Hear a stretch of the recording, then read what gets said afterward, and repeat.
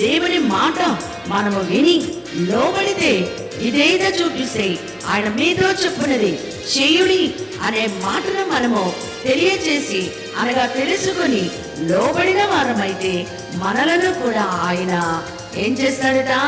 మహారాజుగా మహారాణిగా చేస్తారు గనుక దైవజనుని కోరుకున్నారు.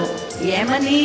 నీదు ప్రథమయాగమనము నేత్రలంపా నిపుడు రెండవ రాకలో నెతబడుదు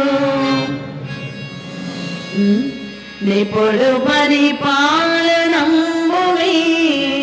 ఏళ్ళు చేయ